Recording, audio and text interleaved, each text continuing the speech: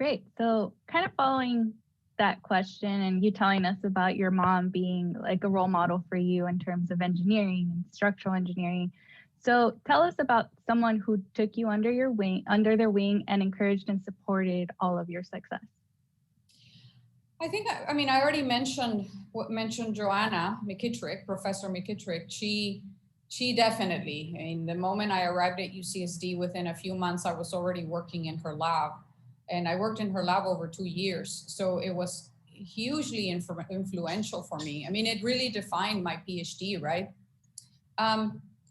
Then, and that of course is what moved me from the undergraduate to the PhD. I want to go back actually and talk about my chemistry teacher in junior high school. She was also hugely motivational, another woman, another amazing, formidable woman. My chemistry high school teacher, also amazing, formidable woman. And so chemistry teachers, my mom, and then certainly Joanna. But once I got into the PhD, the numbers of women were lower, and that's fine, right? That's really what it is, and that's what happened to me. My PhD advisor, a man, Professor Suhair Munir, was truly exceptional.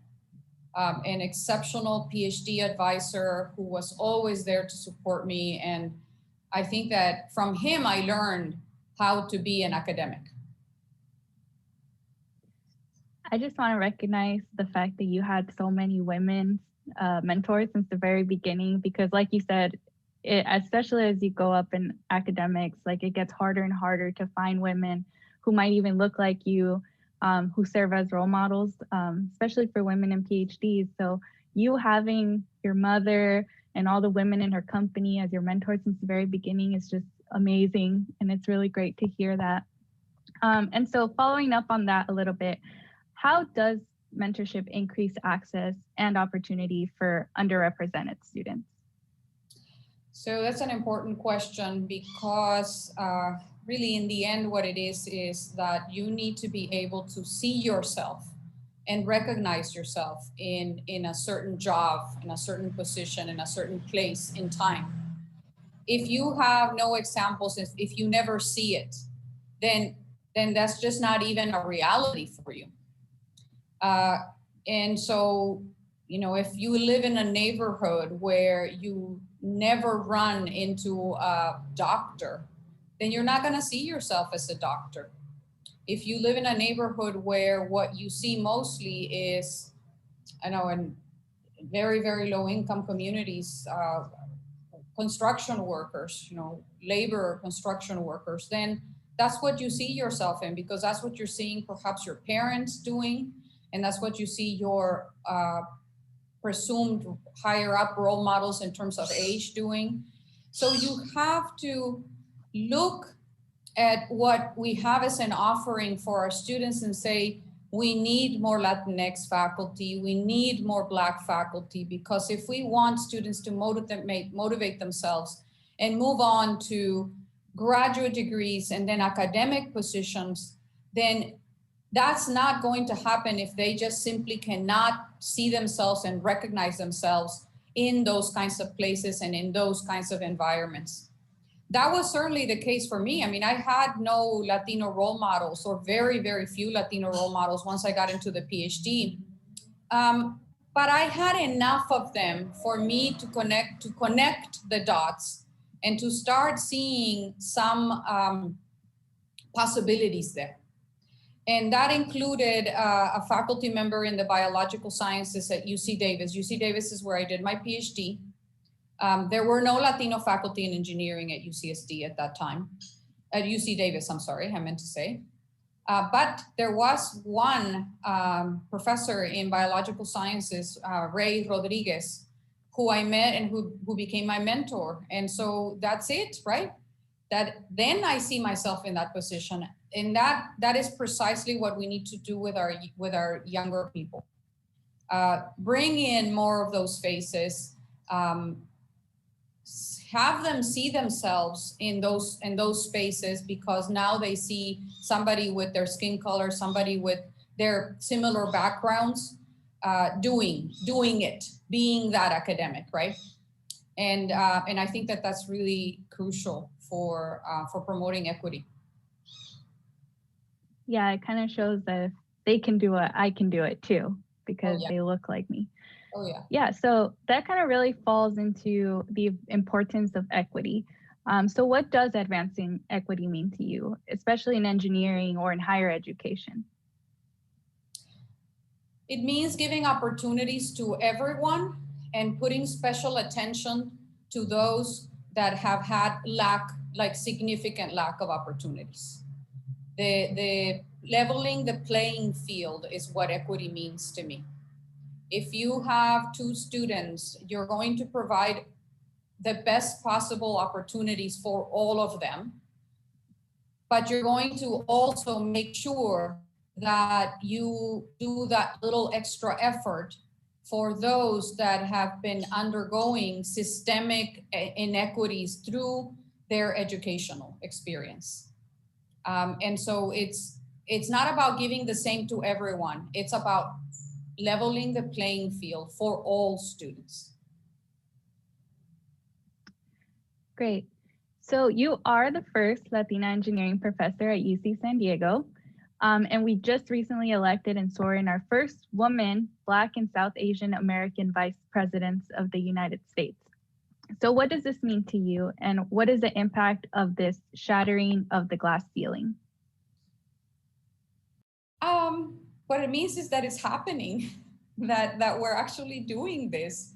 The seeing more women in positions of leadership, I think is extremely important for promoting women's rights, for promoting equity, not just in the United States, across the world. The moment you empower women, it's when you start seeing improvements in everything that has to do with families. Empowering women translates directly to better family situations, to improvements in healthcare, to improvements in education, to improvements in so many different things that have to do with the fact that you are allowing that mom, that one person that holds the family together to have a say and to have an impact. And so for little girls across the world to see women empowered to lead nations, I think is extremely important. Right. I totally agree with what you just said. As a woman myself, I am breaking barriers of, things that traditionally my family would think women roles were. And I'm completely straying away from that. So I think, it's really important to have these women put in these positions so that you can gate that motivation and that inspiration to become like that as well. So I definitely agree with that. And so speaking binationally, outside of just the United States, you have a binational program that you run. So how does your binational work address disparity and advance equity? So I think that I should start answering that question by first explaining what that binational program is all about and what I'm doing. And so I run a research center called the CaliBaja Center for Resilient Materials and Systems. And it has both educational programs and certainly the research. On the educational side, one of the main goals of the center is to promote binational relationships between students. And so the flagship program of these efforts is a program called Enlace. So the Enlace Binational Research Program is a 7-week program where students from the US and from Mexico come to UCSD for 7 weeks and live in the dorms and are incorporated into the lab work of a research laboratory on our campus. And so the program has been around for 7 years. It has become gigantic at this point in time in terms of numbers of students that are being served every summer. And the unique aspect of this program is that I always try to place the students I place them always in pairs. And what I try to do as I develop those pairs in labs is one student from the US and one student from Mexico. And what that does to me is promote these binational relationships. I see it as an equity effort, as an equity activity, because what it does is it builds these binational bridges and it builds these binational friendships. And I believe very strongly at friendships that are made at a young age. I have students in the program that are from high school, and I also have college students. So we're talking about an age ranges between 16 and say 23 years old. I strongly believe in the friendships that one forms at those ages, and I consider them the friendships that are going to be lifelong friendships. I think they are lifelong friendships because they are based on the fact, and you make them because you like each other. That's the only reason you make friends at that age. You really just like each other. And so when you like each other, when you understand each other, when you really get to know each other, that destroys walls and builds equality among people and builds equity among people. When you get to understand somebody better, you are going to, as you then become older, you will then promote those friendships and those relationships and promote bridges. And for me, the bridges between the US and Mexico are very, very important. I am a binational person. I have citizenship from both countries.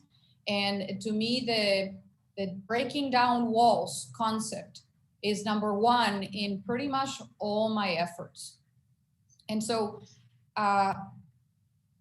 one of the things that it's also helping in this program is that I have students from all kinds of socioeconomic levels, from very low income students from both sides of the border to students that are middle class and perhaps even a little bit of upper middle class.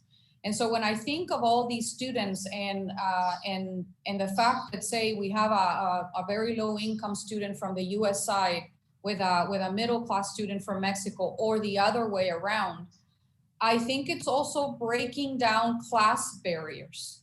It's not just the binational aspect. It's not breaking down walls with respect to our two countries, but it is also breaking down class levels, socioeconomic status. I have an example of that that happened one year. I was, towards the beginning of the program, I was actually worried about the difference in socioeconomic levels of the students in the program. And one day, almost at the very beginning, like the first week of the program, I saw something that happened. What happened is not important. It was just a beautiful thing. What I saw happen was these differences in socioeconomic status completely disappearing. It truly brought tears to my eye, because what it did was, look, here we are. You're from here, I'm from here, you have this backpack that's beautiful and expensive and I don't. And all of these things just went away because they were all here at UC San Diego, having the same experience that was new and different and unique for all of them. It didn't matter where you came from. It didn't matter what your skin color was. It didn't matter how much money your parents had. It didn't matter if you had great tennis shoes or great backpacks. It didn't matter if you were coming from a private school or from a public school or from, it just didn't matter. None of it mattered. What mattered was that we were all here together, learning and experiencing something new and something different and something that we were all going to be there together to support each other. It's like we were in it all on the same boat. It was so beautiful to me to see that happen. I mean, I think about it, like brings tears to my eyes again, because it really defined what was the future of this program. The future of this program is to eliminate class, to eliminate color, to eliminate walls. And I saw it happen. So, yeah, that's what the program's doing. That's how I view it, and that's why I'm going to continue doing it. Yeah, most definitely, I can vouch for that. I actually served as a mentor to a pair of students a couple years ago, and you can already see, apart from all the barriers that you mentioned, there's also the language barrier where some students didn't speak Spanish, and some students, their first language was Spanish and had a little trouble speaking English, but yet they still found a way to interact with each other, to communicate with each other, to work together.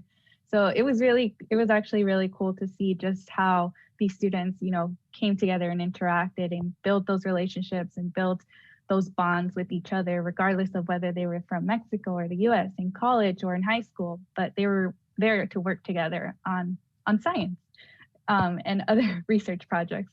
So yeah, I definitely vouch for that. And I think it's a great program that you have put together that is allowing these opportunities to a lot of these students who wouldn't have had it otherwise. It's just amazing work. And so knowing the amount of progress that this program does in terms of equity, what does an equitable future look like to you? And do you believe that we will get there? I have great hope. I always have had great hope. So yes, what is it? Martin Luther King. I always think of that, and I always think of his speech, of course. Hope. But I also think it's like the arc of justice, right? May have a long sort of ways to go, but it always points in the positive direction. I don't know the exact quote, but that's the message, I think of that, and I think we're going to get there as we see the impact of the new U.S. administration and Senator Harris, who is now Vice President Harris, and what I know she's going to do as a vice president. It's going to be amazing. And so when I think of that, and when I think about the new generations that come to our campus, UC San Diego, and who they are and the kinds of characteristics that they have, I have great hope. So kinds of characteristics that they have and that I see in the classroom. They have great interest in environmental justice, for example, and they have great interest in taking care of the environment. That's a great thing. They are particularly attuned to social justice, not just environmental justice, but social justice. They grew up in environments that were much more multicultural than their parents or their grandparents. And so for many of them, I would hope that we would reach all of them eventually. For many of them, most of them, I would say, your skin color, brown or green or whatever else, and it just doesn't matter because of that experience of multiculturality that they've lived through. And that's beautiful. Those are the bridges, right? It's like you interacted with people of all places and all kinds of cultural backgrounds and ethnicities, and that allows you to form those honest friendships when you are 10 or 15 or 20 years old. That was probably a little more difficult for previous generations. And so beautiful. It brings hope, great hope for the future. Great, thank you for that. And so you talked about the importance of mentorship for you and to get to where you are now, as well as the mentorship that you have also provided to students through your program and through the classroom, as well as through research. So what advice would you give to those who wish to be mentors and also to the students seeking mentors? So for those of you wanting to be mentors, my suggestion is just go do it. You don't have to become, mentoring is not a weird thing that only professors can do. Maritza, you yourself have been a great mentor for a lot of undergraduates, including undergraduates and high schoolers in the Enlace program. So it doesn't mean that you all of a sudden have to be earth-shattering academic that is going to be meant. No, not at all. We all have the capacity to be mentors to younger people, for example, and maybe even to older people.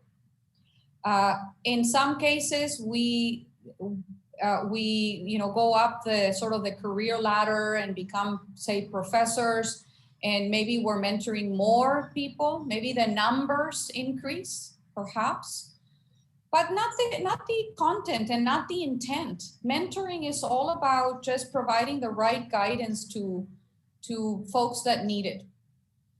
And for those that perhaps think that they are maybe not worthy of being mentors, that mentoring is just a too much of a responsibility, or that you don't know how to do it.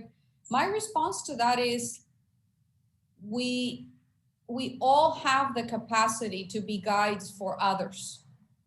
And if you don't see yourself as mentor, to begin to start thinking about changing that mindset, because you are a mentor. You need to own it and go do it. Own that you are a mentor. Realize and own that you are a mentor, and that you are a potential mentor, potential and a mentor, and then go do it. It's not hard. And the second part of your question, I forgot what it was. So the second part is, what advice would you give for students seeking mentors? So don't look for only one mentor. The advice is go look for several mentors. Every guide, every mentor that you are going to run into is not going to be able to provide you all of the guidance that you need. Not all mentors they're not going to be the full package. Some are going to guide you in one thing, and some are going to guide you on something else. So go seek them out. Go seek a variety of mentors that can help you out in your career, in your education, in your life. Yeah, I definitely agree with that advice. Having multiple mentors, provides help in different areas that you might need to, so that you can be the best version of yourself. And yeah, I think being a mentor really is, sharing resources, sharing opportunities with other people. Sometimes I feel like it's taken as such a formal kind of relationship, formal word, but sometimes it doesn't have to be that way. It's just, you talking to maybe a colleague who's 2 years under you, and saying, hey, I have this great opportunity that I heard about. Do you need some help with the application, or I can help you? I've applied before. So, it really is just sharing those resources, sharing opportunities, sharing your knowledge with others, so that they also, have the ability to be successful and reach those achievements as well. Yeah. So thank you so much for having this conversation with us. I know I myself have gained a lot of information from, your answers to these questions. I know a lot of people will definitely look at this and, go out there and look for that mentor, multiple mentors, as you mentioned, or want to be a mentor to some of those other students that may be under them. I think it's a great work that you're doing with your program. Thank you so much for all the impact you've had on so many students, especially underrepresented students, especially students in higher education. We need more people like you, Professor Graeve, who want to fight for these students who may have not had those same opportunities. And so we thank you so much for all of these great insights and all your great advice. Thank you, Maritza. I'm actually grateful to you for also spending the time to do this with me today, to come do this together. It's always enjoyable to be with you in the lab doing research, but now we're doing this other thing, and this is great. Thank you. Thank you.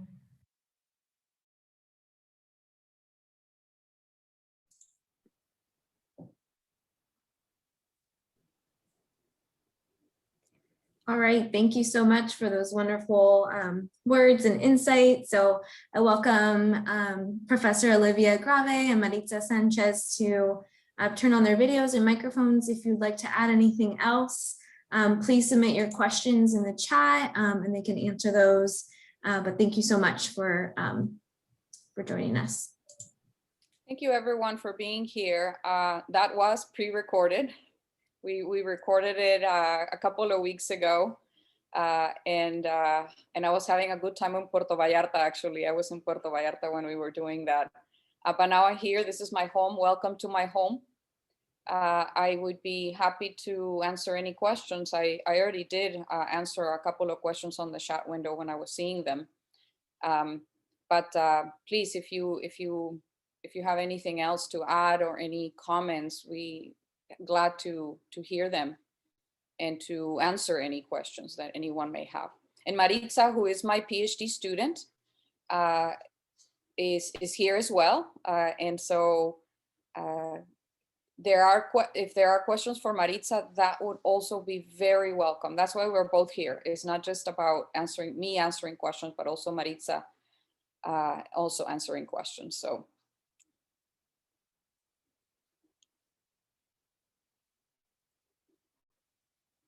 Maritza, are you gonna look at the chat window? Yeah, I'm just looking at it now, waiting to see if any questions come in. Okay. I think you can also unmute if you would like. I don't see that as an impediment. If you want to unmute and ask questions, that would be great.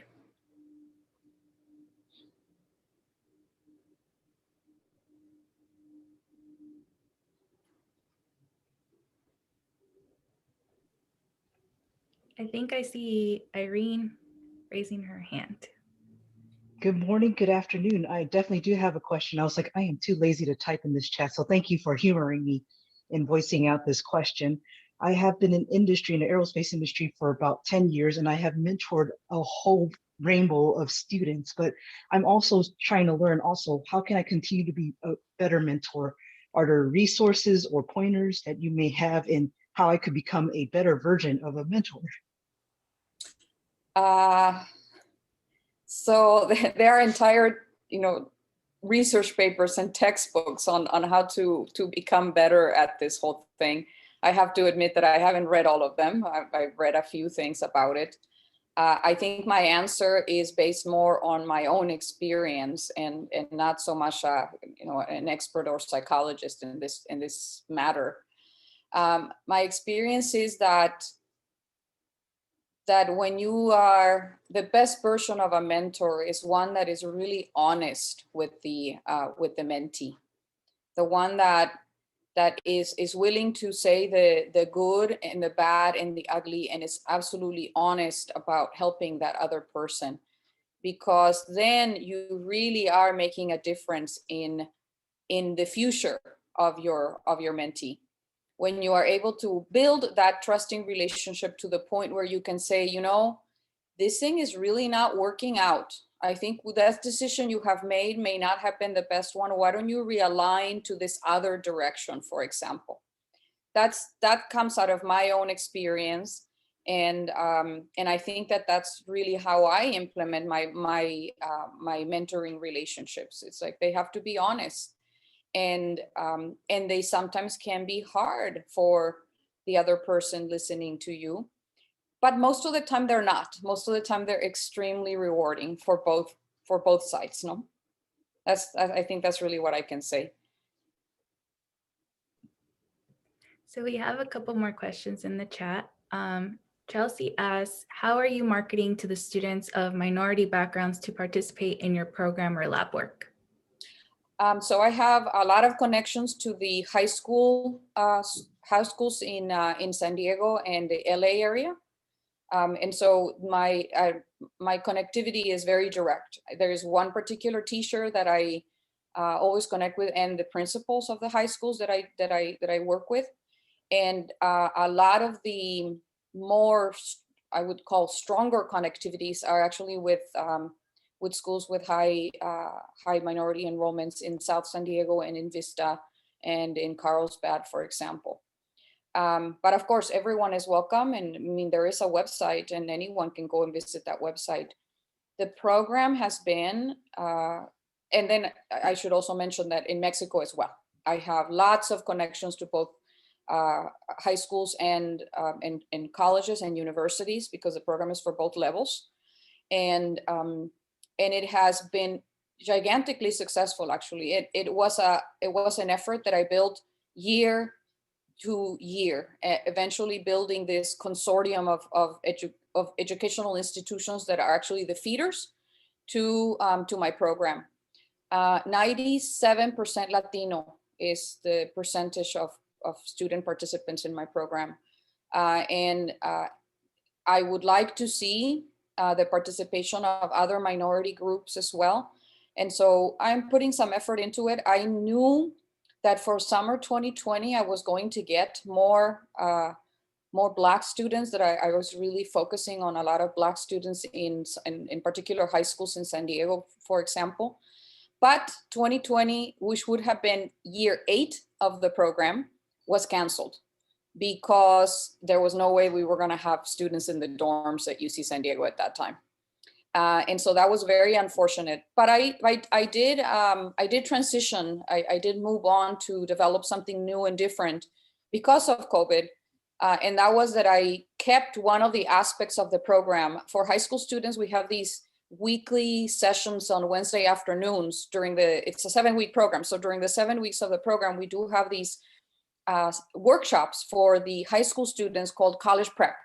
It's like they do everything from what's the SAT about to how to get your letters of recommendation, all of that. And so the high schoolers go do that during the summer program. And the college students in the program get this other set of workshops called graduate school prep. So again, you can imagine grad school prep, what is that about? It's like the GRE exam, the letters of rec, the statement of purpose, how to select a school, how to select an advisor, all of these things you can imagine. And so that aspect of the program, I did not feel like it needed to just go away with the rest of it. And so I kept it. And so last summer, I did have these college prep and grad school prep, which went online. And the fact that it went online had a gigantic impact in terms of the numbers. For the high school program, I had over 500 participants.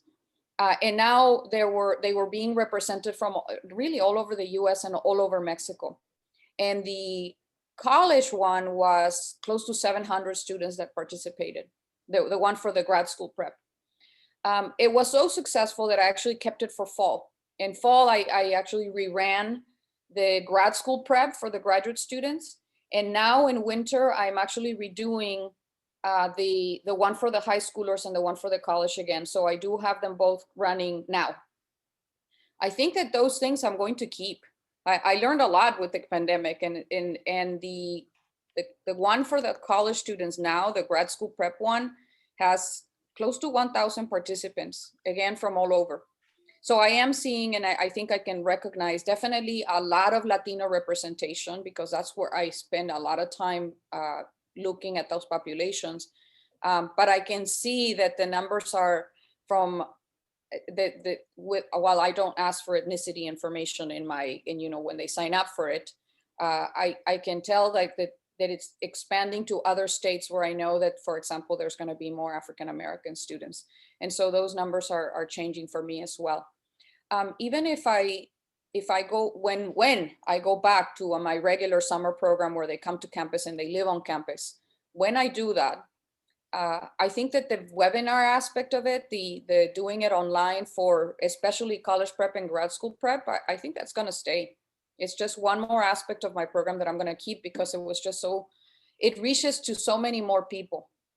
I have the expectation that when I come back to my regular program for what would be now the number 8 offering of the program, when I do that, I think that I'm going to reach 250 students that one summer. And so it's tremendous growth. I started with 5 students in 2013.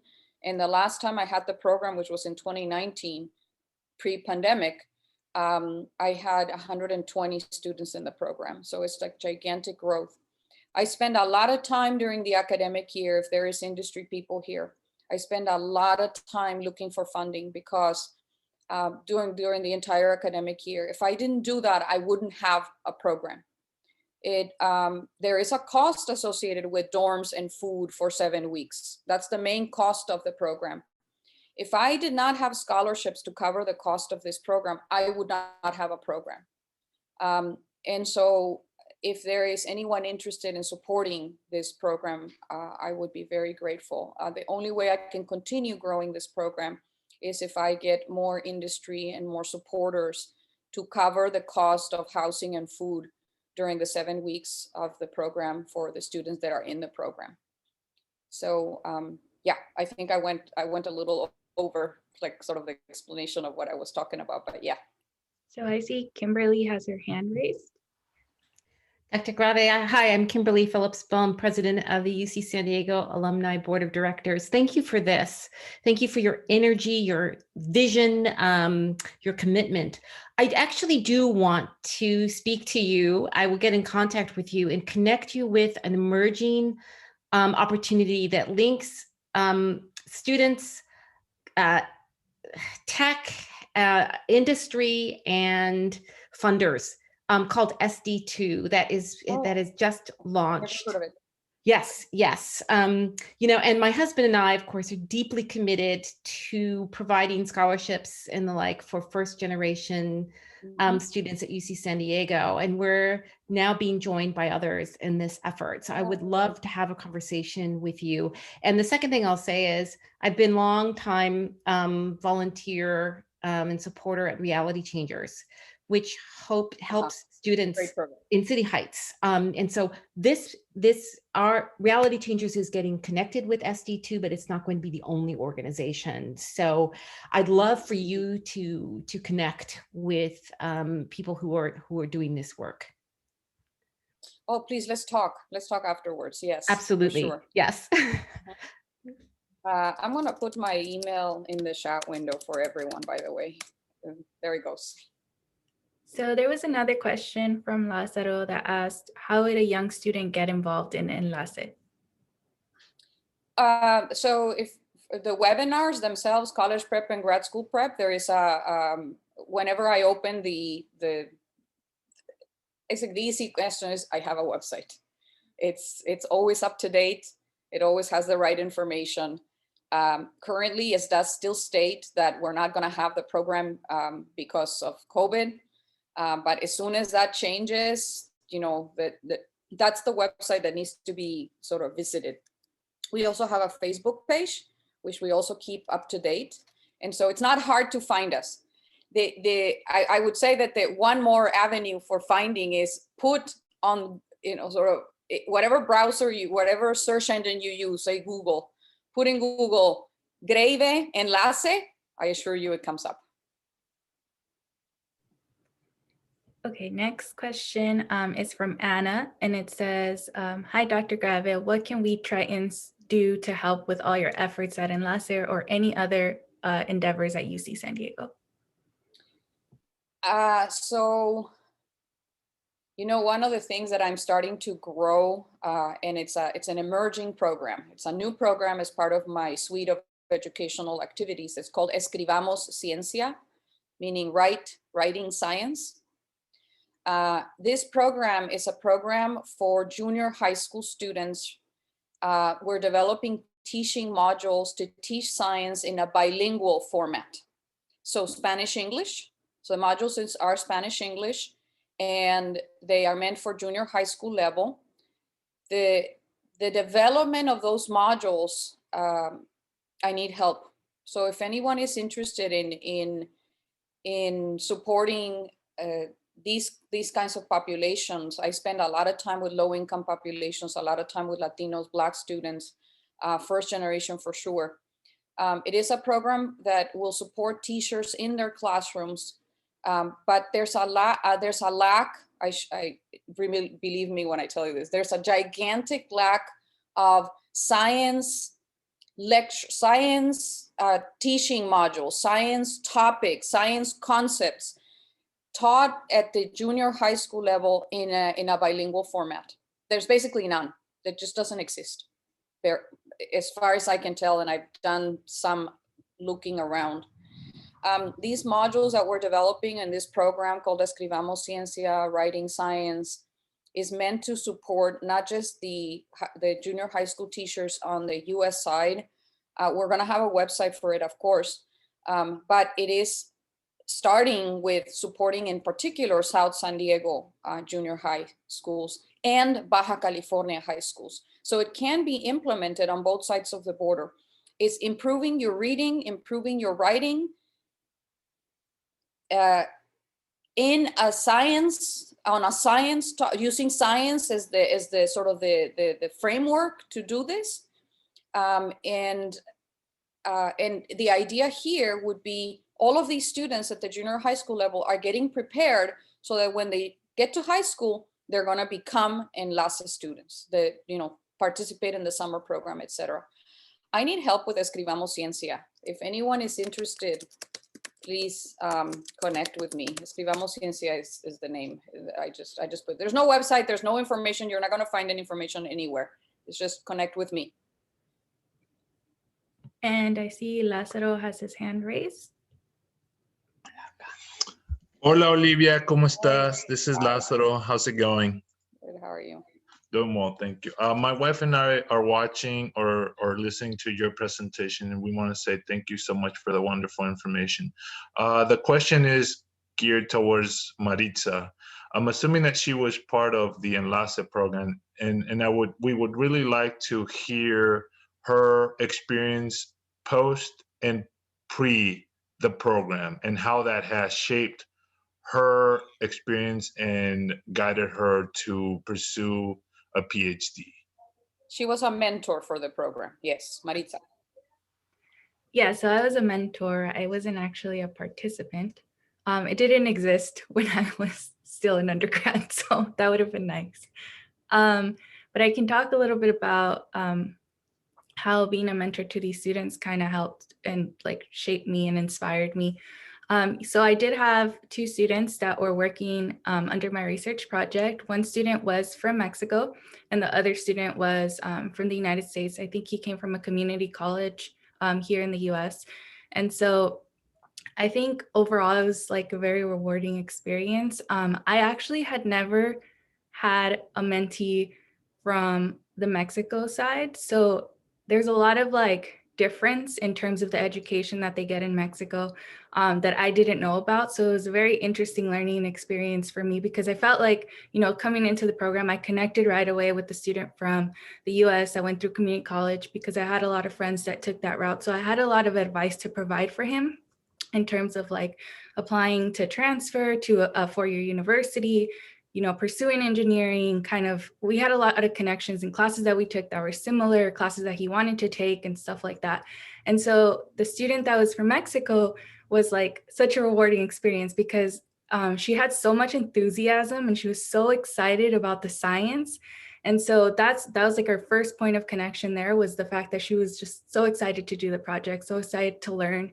She came every day just like wanting to see what I had planned for her because she was just wanted to get her hands on things and start working. And then from there, I also kind of helped her, you know, figure out whether she wanted to pursue graduate school. So although I didn't have the connection with like the classes that she was taking in her University of Mexico, I kind of helped direct her into what she could do as graduate school coming to the US here and pursuing a degree here, whether it was a master's or a PhD. And so I think I learned a lot from her and she also learned a lot from me in terms of what she can do here. But overall, it's just rewarding. I feel like sometimes as a graduate student and you're doing research, there's times where you feel like you're in a dump because things aren't going good and you're just like trying to get out of that mindset.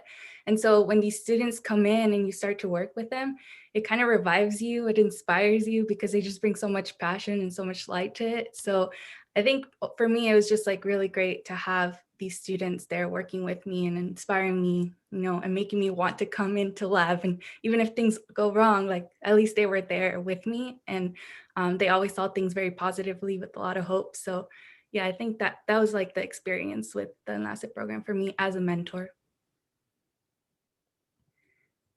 Thank you.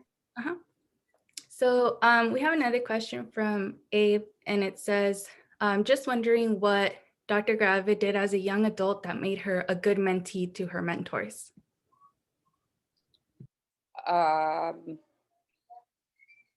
Okay, so I always get questions that I haven't even given it any thought in the past. This is, okay, So let me tell you, first of all, a little bit about my own personality. I am very strong. I have a very strong personality in the sense that I have never seen anything, I have never perceived anything as something that could stop me. I think it comes from my own mother, who is a very strong woman, single mom that raised 5 children on her own. I am the oldest of 5. We all have degrees, from Tijuana, very low income. But we muddled through and we managed, and I think it comes from her. But it also comes from my own. I have this personality where just things just flow off. You know how like you get aggression from people and it just sort of flows. It doesn't stick. I do have that personality. I don't know where it comes from. I think that if you have that, yeah, let's just let it flow. Let it flow.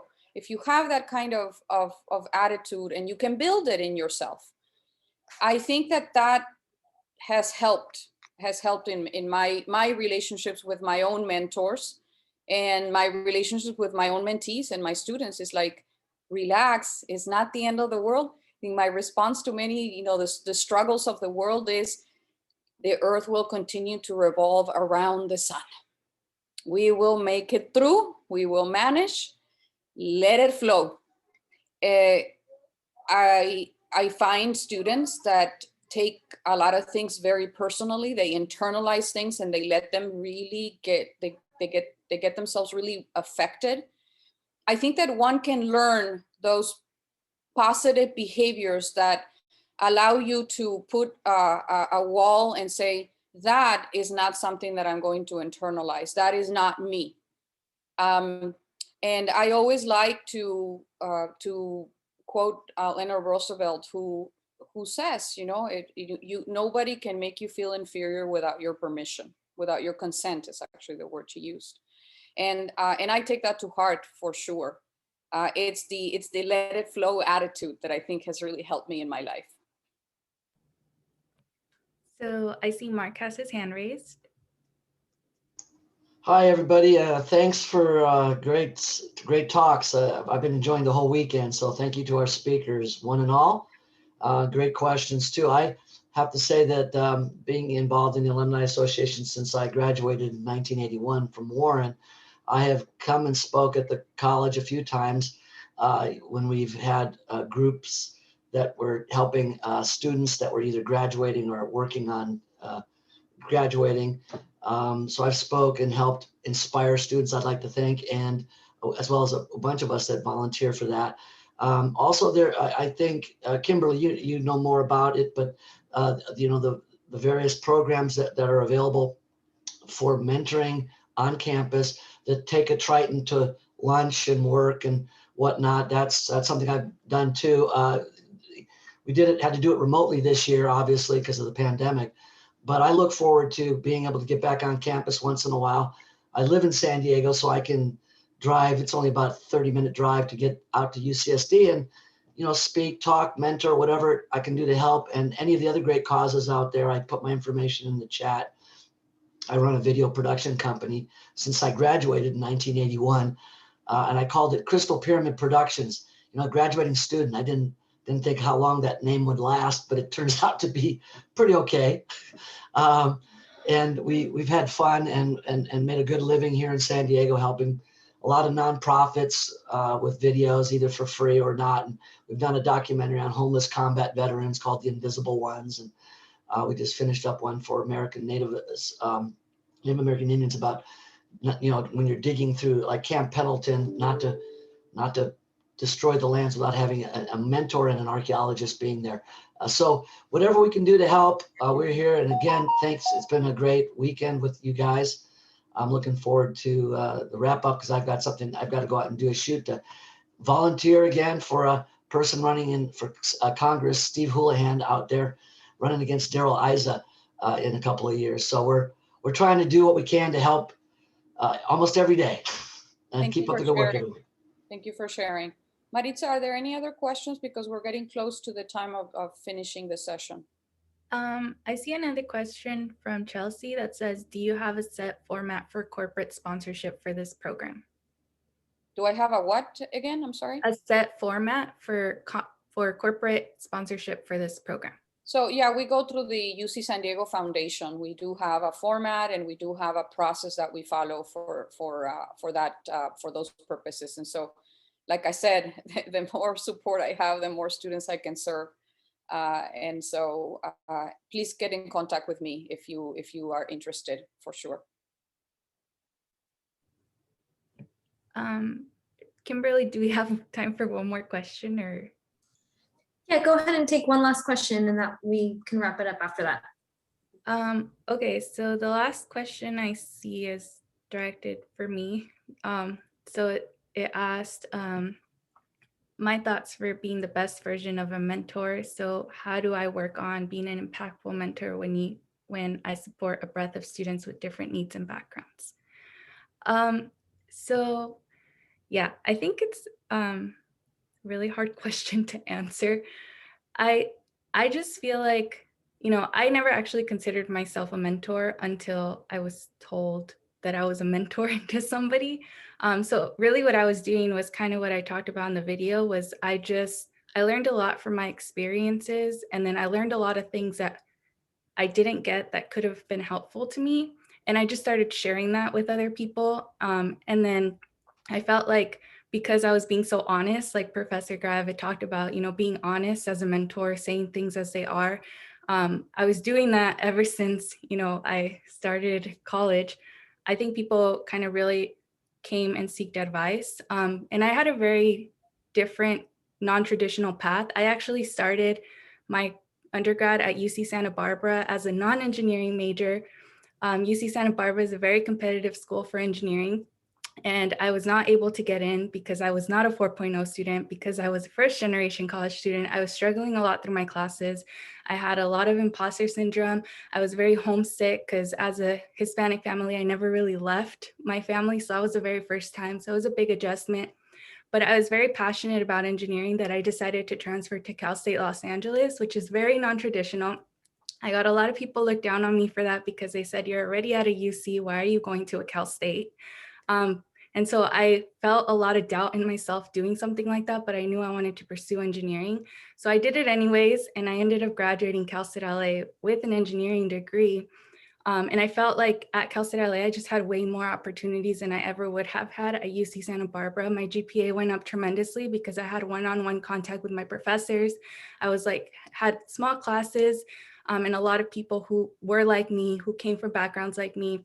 Cal State LA is primarily Hispanic serving institution. So, I had a lot of friends that were just like me. So I felt like going through something like that, I had so much to share with other people. So I've actually even had mentees that were at UC San Diego who were struggling, who ended up transferring to a Cal State system because they felt like that was a place where first they could afford because it's a lot cheaper to go to Cal State, and two, they could succeed.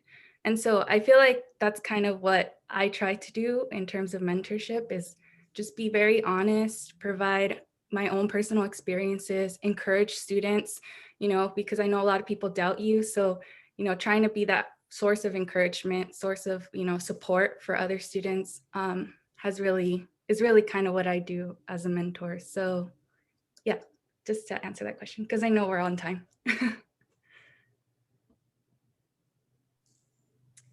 Thank you so much. And thank you all for joining us for the Breaking Boundaries and Improving Access Through Mentorship. And thank you so much, Professor Graeve and Maritza, for being here today. So please join us for the next closing keynote speaker, which will begin, it's actually beginning right now. So switch over to the CVent Hub and connect there. There will also be a virtual networking session following the closing. So thank you everyone again for your participation, and enjoy the rest of the Triton Leaders Conference. Bye everyone.